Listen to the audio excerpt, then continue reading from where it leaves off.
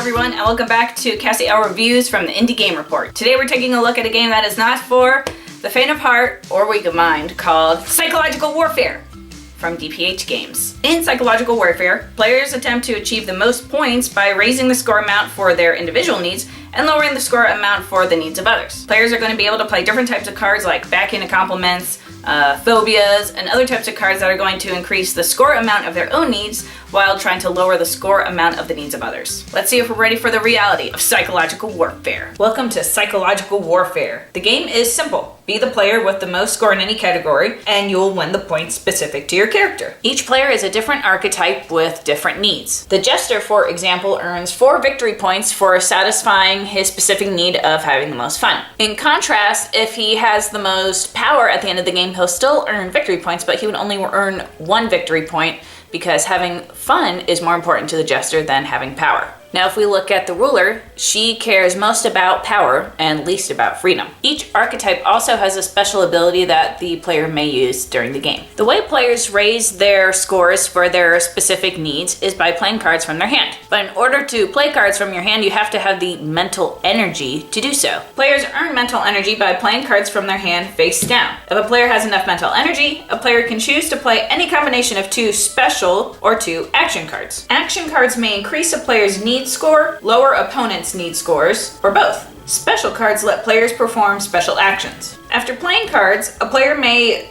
be able to draw up to a hand of having 5 cards, unless they have played cards with baggage icons. Each baggage icon reduces the amount of cards a player can draw into their hand. A player may choose to remove their baggage by skipping the card playing and choosing the therapy action instead, which clears all of the cards they have in play. By clearing all of the cards in play, you wipe out all of the baggage you have, and you're able to now draw your hand back up to 5 cards. There are other cards in the game as well, such as defense mechanism cards, hidden agenda cards, reaction cards, and phobias. Players will play rounds until the deck runs out. Whoever has the highest score for each of the need categories earns the points that their character specifies. Whoever has the most points is the winner. And that's Psychological Warfare. Well, that was Psychological Warfare. The game is fun, it's light, and the theme is really heavy. There are a lot of parts of the game that feel really thought out with regards to the theme. You have mental energy that you have to spend to perform actions and do other things. If you have too much mental baggage, you can't get anything done. And it felt, like psychological warfare. The archetypes also felt very considered. For example, the outlaw could care less about belonging, but really cares about freedom. So the freedom was the highest needs category for victory points.